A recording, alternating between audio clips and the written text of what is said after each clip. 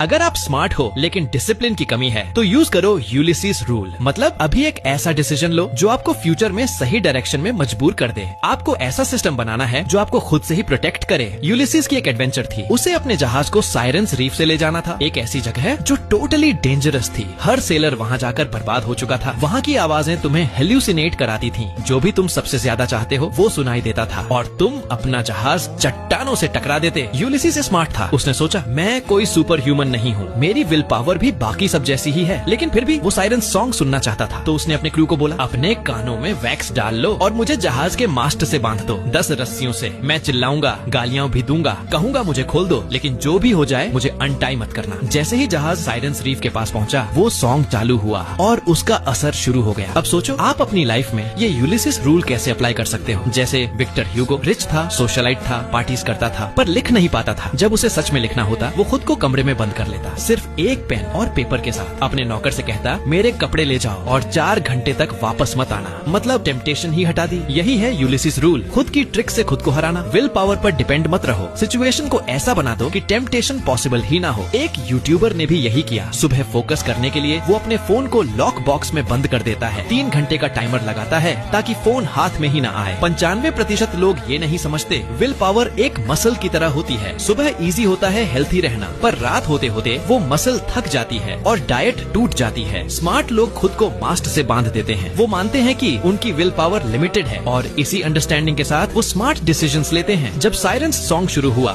Ulysses को वही सुनाई दिया जिसका उसे सालों से इंतजार था। उसकी वाइफ पेनेलोपी और उसका बेटा टेलेमेचस चट्टानों से उसे पुकारते हुए, यूलिसीज हम तुमसे प्यार करते हैं, वापस आ जाओ। इतने सालों की लड़ाई, दूरियां सब एक पल में टूट गयी। वो पागलों की तरह मास्ट से छूटने की कोशिश करने लगा, चिल्लाया, लड़खड़ाया, लेकिन वो बंधा रहा क्योंकि पहले ही मान लिया था कि विल पावर अकेली काफी नहीं है और उस सोच की वजह से वो बच गया। वो लौट पाया अपने बेटे और रानी के पास।